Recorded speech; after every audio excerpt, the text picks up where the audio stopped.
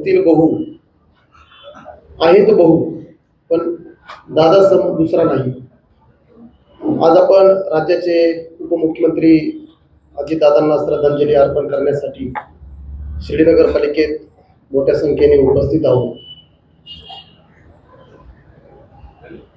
दादांच्या विषयी आपण तर सगळे बोललो, बऱ्याच विषयावर बोललो. आपल्या शिर्डी शहरातील दादांच्या सोबत अनेक त्यांच्या कार्यकर्त्यांनी काम केलेलं आहे. त्यांनी त्यांचे अनुभव सांगितले. राज्यभर नाही देशभर हे सुरू आहे, काय दादा होते. पण दुर्दैव आपलं इतकं वाईट की दादांना मरावं लागलं दादा किती चांगले हे सांगण्यासाठी.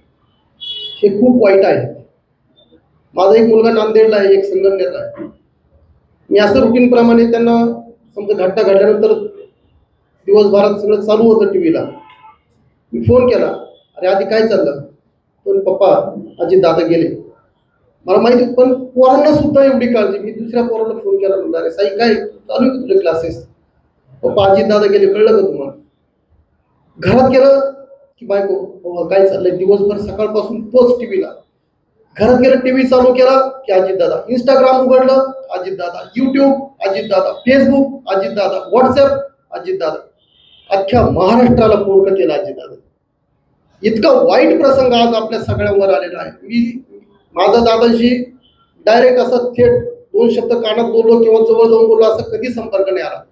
पण जसं तुम्ही सगळ्यांनी तुमचे अनुभव सांगितले, आपल्या साईबाबा संस्थांच्या संदर्भात एका कर्मचाऱ्याच्या संदर्भात, अरुण जाधवच्या संदर्भात काम करतो.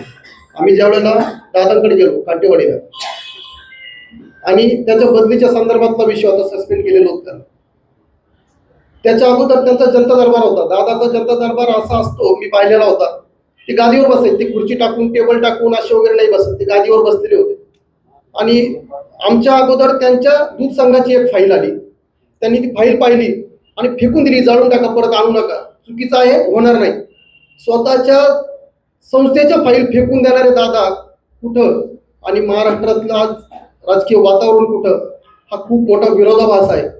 आमची फाईल जेव्हा त्यांच्याकडे गेली, म्हणजे आमचा कागद एक अर्ज त्यांच्याकडे गेला, त्यांनी पाहिलं आणि तो कागद पण परत त्यांच्या पीएकडे दिला. आपल्या संस्थांमध्ये ज्यावेळेला विश्वस्त मंडळी तेव्हा बघू. खोटं कधी बोलले नाही ते. म्हणजे आम्हाला माझा तो स्वतःचा अनुभव असतो. ते एखादा नेता म्हटलं असतं ठीक आहे एक काम करा, ते यांचं काम करून घ्या, काय नाही होत नाही, अशी त्यांची काम करण्याची पद्धत होती. आणि महाराष्ट्र या अतिशय चांगल्या, म्हणजे नुसतं दादांची दादागिरी नाही, कणखर नेतृत्व, दणकट रांगडा माणूस, आदमीनं दादा म्हणणारे आणि दादांची दादागिरी पाहणारे पण, जे दादा ज्यांनी पाहिलेले आहेत त्या दादांना आज आपण सगळेजण मुकलेलो आहोत. मी आजच्या या निमित्ताने, म्हणजे तुम्ही दादांचा जो जीवन प्रवास आहे त्यांचा तो 6चा आकडा काय नेमकं अभाग्य आहे की कसं आहे माहित नाही. 66 वर्ष 6 महिने 6 दिवस 6 वेळा उपमुख्यमंत्री, या 6चं पण काय गमक आहे आपल्याला माहिती नाही. परंतु दादा आपल्यातून गेलेले आहेत. दादांना धक्के द्यायची सवय होती, महाराष्ट्राला धक्के द्यायची दादांना सवय होती. पहाटे शपथविधी झाला, टीव्ही चालू केला की धक्का. राष्ट्रवादीच्या 2 राष्ट्रवादी झाल्या, टीव्ही चालू केला धक्का. मी तर साईबाबांना प्रार्थना करेन 1-2 दिवसात परत असं एखादा धक्का दादाने द्यावा. अरे मी तुमचं सगळ्यांचं पाहत होतो, माझ्यावर किती प्रेम आहे, मी जिवंत आहे असं दादाने म्हणावं आणि परत आपल्यामध्ये दादाने यावं अशी मी भावना व्यक्त करतो. साईबाबांच्या चरणी विनम्रपणे प्रार्थना करतो. दादांना अतिशय चांगली जागा आपण ईश्वर चरणी द्यावी. मी दादांना भावपूर्ण शिर्डी शहर काँग्रेसच्या वतीने आदरांजली अर्पण करतो. आमच्या चौगुले परिवाराच्या वतीने आदरांजली अर्पण करतो. ओम साईराम. आमचे नेते, आमचे मार्गदर्शक आणि राज्याचे नेते आदरणीय अजितदादा पवार यांच्या शोक सभेच्या निमित्ताने आपण सर्व या ठिकाणी जमलो आहोत. मी राष्ट्रवादी काँग्रेस पक्षात 2009 सालापासून कार्यरत झालो. त्या दरम्यान माननीय अभय भैया हे आमच्या पक्षाचे अध्यक्ष होते आणि मी युवकचा अध्यक्ष होतो. एक छोटीशी आठवण, आम्ही दादा शेळके, अभय भैया, मी आणि संदीप लुटे आम्ही शिर्डी विमानतळाला साईबाबा संस्थांचे 50 कोटी निधी देऊ नये, म्हणजे साईबाबा संस्थांचा पैसा देऊ नये म्हणून एक निवेदन घेऊन आम्ही सर्व अजितदादांना भेटण्यासाठी गेलो. आणि भारतीय जनता पार्टीचा एक गट हा माननीय एकनाथराव खडसे साहेब विरोधी पक्ष नेते त्यांना भेटण्यासाठी आम्ही पहिल्यांदा माझी विधान भवनात जाण्याची आणि अजितदादांना बघण्याची ती वेळ होती. आम्ही अजितदादांकडे गेलो, तर त्या ठिकाणी जात असताना माझ्यामध्ये रमेश भाऊ पण त्या ठिकाणी आले होते विधान भवनात. तर अभय भैयांनी काही मोजके मुद्दे, 7-8 मुद्दे एका कागदावर लिहिले आणि दादांसमोर दिले की हे असं असं दादा आमची मागणी आहे शिर्डीकरांची ग्रामसभेची. तर दादांनी ते वाचलं आणि अभय भैयाला सांगितलं की अभयराव, तुमच्या शिर्डीला विमानतळ होतं हे तुमच्यासाठी अभिमानाची गोष्ट असली पाहिजे, कारण की विमानतळ देता यावं इतकं मोठं ते शहर नाहीये, पण तुम्हाला बाबांच्या आशीर्वादाने विमानतळ मिळतंय यात तुम्ही समाधानी असलं पाहिजे. आणि त्यावेळेस भैयांनी त्यांना सांगितलं की दादा आमचा विमानतळाला विरोध नाहीये, विमानतळ झालंच पाहिजे, फक्त आमची मागणी एवढी की साईबाबांच्या पैशाने न होता शासनाच्या पैशाने व्हावं. हा मुद्दा भैयांनी सांगितल्याच्या तो पटला. त्यांनी लगेच भैयांना आश्वासित केलं की मी लगेच प्रफुल्ल पटेलांशी बोलतो, त्यावेळेस ते उड्डाण मंत्री होते केंद्रीय, आणि त्यांनी सांगितलं तुम्ही बोलतो, होता होईल तितकी मदत तुमच्या साईबाबा संस्थांमधून होऊ द्या आणि देता येईल तितके मी शासनाकडून देण्याचा प्रयत्न करतो आणि हा विषय मार्गी लावतो. अशा दादांच्या 4, 5, 7 भेटी मला घेता आल्या, मिळाल्या. आम्ही सर्व एका पक्षात काम करत असल्यामुळे ते मिळालं.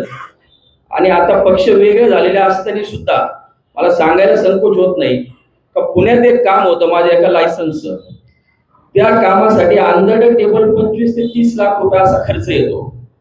मी रोहित दादांच्या मार्फत अजित दादांना फोन केला, पक्ष विभक्त झालेले असताना सुद्धा अजित दादांनी त्या मोठ्या अधिकाऱ्याला फोन करून 1 रुपये माझा न घेता माझं ते लायसन्सचं काम करून दिलं. मी मरेपर्यंत अजित दादाच्या या उपकाराचा ऋणी राहील. आणि आज इतक्या अशा वेळेस अजित दादांना श्रद्धांजली देण्याची वेळ आमच्यावर येईल असं कधी स्वप्नातही विचार केला नव्हता. आजही दादांच्या फोटोकडे बघितल्याच्या नंतर दादा आहेत आणि ही घटना घडलीच नाही असं मनात वाटतं. परंतु दादांचा सहवास, त्यांची शिस्त, त्यांची बोलण्याची, काम करण्याची पद्धत ही आयुष्यभर आम्हाला काम करताना कुठल्याही व्यवसायात असू द्या, राजकारणात काम करत असताना प्रेरणा देईल. आणि आज अजितदादांबद्दल बोलताना एक मनामध्ये अशा अनेक भावना आहेत त्या आज व्यक्त करता येणार नाही, परंतु साईबाबांच्या चरणी एवढीच प्रार्थना करतो की अजितदादांना वरती सुद्धा तितकंच मानाचं स्थान आपण द्यावं, हीच आमच्या सर्वांच्या वतीने अजितदादांसाठी श्रद्धांजली असेल. आदरणीय अजितदादा यांना श्रद्धांजली वाहण्यासाठी या ठिकाणी जमलो. 5 वेळा माझा आणि दादांचा संबंध आला. आमचे ज्येष्ठ बंधू संदीप भाऊ म्हणजे आमच्या घरीच कोपरगावला 2 वेळेस दादा येऊन गेले आणि 3 वेळेस डॉक्टर असोसिएशनच्या माध्यमातून मला मुंबईला दादांनी भेटायला बोलवलं. घरची आठवण तर अशी आहे की अतिशय आस्थेने दादांनी विचारपूस केली. माझा व्यवसाय काय, माझी वैद्यकीय अर्हता काय हे जाणून घेतलं, माझं शिक्षण कुठे आहे हे जाणून घेतलं. आणि एक म्हणजे मला त्यांनी सांगितलं की आपलं जे ऋणानुबंध आहे तो आपण बांधभाऊ आहे. तर बांधभाऊ कसे की दादांचं आजोळ देवळाली आणि आमचं उगमस्थान कुहा म्हणजे राहुरी तालुक्यातलंच आम्ही 2 जण त्या ठिकाणी आहोत. तर असा एक वेगळा ऋणानुबंध आहे. त्यांचे मामा कदमांची आमची वस्ती गुहाला. एक अतिशय सुंदर अशी आठवण सर्व डॉक्टरांसाठी या ठिकाणी मी सांगतो की मी आमचा होमिओपॅथिक डॉक्टरांचा प्रश्न घेऊन दादांकडे मुंबईला भेटायला गेलो. आमच्या होमिओपॅथिक डॉक्टरांना आपल्या सर्वांना ज्ञात असेल की ॲलोपॅथीची परवानगी नव्हती.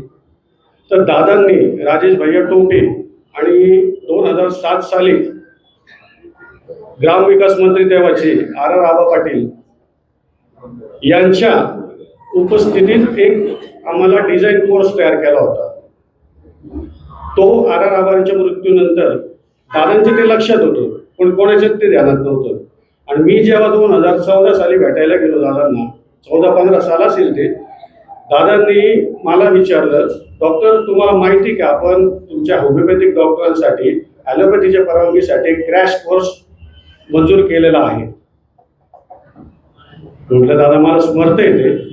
ती फाईल त्यांनी त्यांच्या PA जो कोणी असेल त्याच्याजवळ ती मागून घेतली आणि दादांनी लगेचच तो प्रश्न मंत्रिमंडळात मांडला आणि 1 वर्षाचा आधुनिक औषध निर्माण शास्त्राचा अभ्यासक्रम सर्व राज्यातल्या ज्या 90,000 होमिओपॅथिक डॉक्टरांसाठी तो मंजूर करून घेतला. आणि तो मंजूर करून त्यावेळेस फक्त जे कोणचे गव्हर्नमेंट कॉलेज होते, मेडिकल कॉलेज, तिथंच फक्त 50 सीटची त्या ठिकाणी उपलब्धता केली, म्हणजे फक्त 50 सीटच. सांगायचा मुद्दा असा की बीजे मेडिकल कॉलेज, केम मेडिकल कॉलेज किंवा अंबाजोगाई गव्हर्नमेंट कॉलेज, या गव्हर्नमेंट कॉलेजलाच आमचे डॉक्टर त्या ठिकाणी पात्र होऊ शकत होते. म्हणजे 90,000 डॉक्टर, एक रजिस्ट्रेशन नंबर 1 ते 90,000 डॉक्टर, त्यामध्ये शिर्डीतून माझा 2015-16ला आदरणीय गुजराती सरांचा नंबर लागला आणि 2017ला माझा अंबाजोगाई गव्हर्नमेंट कॉलेजमध्ये त्या ठिकाणी नंबर लागला. आणि तो जो अभ्यासक्रम आहे तो त्यांनी MHS महाराष्ट्र युनिव्हर्सिटी हेल्थ सायन्सेसमध्ये सगळा मंजूर केला आणि की आज 1 लाख होमिओपॅथिक डॉक्टरांचा दुवा असा आहे की त्यांना ॲलोपॅथी करण्याची परमिशन मिळाली. अतिशय मोठं काम आमच्या होमिओपॅथिक डॉक्टरांसाठी दादांनी त्या ठिकाणी केलं. माझी ही फार महत्वाची आठवण आहे. त्या ठिकाणी अनंत उपकार होमिओपॅथिक डॉक्टरांवर दादा करून गेले. अतिशय द्रष्टा नेता, दूरदृष्टी असणारा नेता. आज जे काही चांगली भाकरी खातील, सरकारी नोकऱ्या ज्या कोणत्या डॉक्टरांना भेटतील, हे सगळे उपकार दादांचे येते. असा हा नेता, लोकनेता, जननेता, सर्वसामान्यांचा नेता आपल्यातून निघून गेला. माझी वैयक्तिक कौटुंबिक आमची हानी झालेली आहे. अतिशय चांगलं व्यक्तिमत्व आपल्यातून गेलेलं आहे. त्यांचे विचार इथे या ठिकाणी जोपासले जातील अशी मी या ठिकाणी ग्वाही देतो.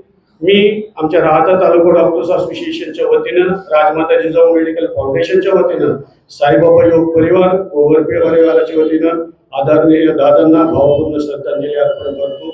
ओम शांती. दुःखाचा डोंगर कोसळला. त्या दिवशी आम्ही मातोश्रीला होतो. का आजी दादांची बातमी समजल्यानंतर उद्धव साहेब मुख्यमंत्री असताना त्यांनी केलेले कामं, आणि ज्या दिवशी मातोश्रीवर होतं त्या दिवशी आजी दादाची बातमी समजली, त्या दिवशी उद्धव साहेबांनी भाऊक झाले, इतके भाऊक झाले की सगळे कार्यक्रम रद्द केले. आजी दादांची किस्से तिने सांगितले की आजी दादा माझ्या मंत्रिमंडळात होते. जी शेतकऱ्यांची माफी, कर्जमाफी असेल, प्रशासनावर पकड असेल, प्रशासनाचं काम कसं करायचं, हे आजी दादांनी उद्धव साहेबांना काही गोष्टी सांगितली. त्यामुळं उद्धव साहेबांनी आम्हाला सांगितलं की आजी दादा सारखा नेता पुन्हा महाराष्ट्राला पुन्हा होणे नाही. जे महाराष्ट्रावर जे दुःखाचा डोंगर कोसळला आहे, त्या राष्ट्रवादी काँग्रेस पार्टी असेल, आम्ही जवळून 2दा योग आले दादांना भेटण्याचे. एकदा शिर्डीत लोखंडे साहेबांच्या मार्फत असेल, एकदा उद्धव साहेबांच्या मार्फत असेल. तर दादांचं काम काय, त्या दिवशी मी स्वतः दादांचा फॅन झालो. ज्या दिवशी भेटलो तेव्हा या पवार कुटुंबावर जे दुःखाचा डोंगर कोसळला, त्याच्यामध्ये शिवसेना उद्धव साहेब ठाकरे यांच्या पक्षाचा वतीने मी त्यांना भावपूर्ण श्रद्धांजली अर्पण करतो. नमस्कार. श्री साईबाबांच्या पावनभूमीत तुमचे हक्काचे आणि सुरक्षित घर घेण्याची सुवर्ण संधी चालून आली आहे. आम्ही घेऊन आलो आहोत साई आनंद पार्क. येथे आहे श्री साई कृपेची आणि आनंदाची आत्मानुभूती. 5 एकरमध्ये 100% लीगल, सर्व सोयींनी युक्त रहिवासी प्लॉट्स, रस्ते, स्ट्रीट लाईट्स, श्री महादेवाचं मंदिर, निसर्गरम्य हिरवाईनं नटलेला परिसर, सगळं काही तयार. अंतर्गत प्रशस्त रस्ते आणि प्रस्तावित 12 मीटर आणि 15 मीटर DP रोडलगत विकसित प्लॉट्स. आणि हो, आपले श्री साई मंदिर, शाळा, मार्केट, सर्व काही फक्त 5 मिनिटांच्या अंतरावर. सुरक्षित गुंतवणूक, तज्ज्ञ वकिलांमार्फत खरेदी विक्री आणि वास्तुशास्त्रानुसार प्लॉट्स. सुरक्षित, शांत आणि सुसंस्कृत वातावरणात एअरपोर्ट रोडलगत शिर्डी हद्दीमध्ये श्री साईबाबा मंदिरापासून अगदी काही मिनिटांवर. साई आनंद पार्क म्हणजे आनंदाचं, विश्वासाचं आणि समाधानाचं ठिकाण. आजच बुकिंग करा. मर्यादित प्लॉट्स उपलब्ध. कारण साई आनंद पार्क म्हणजे साई आनंदाची अनुभूती.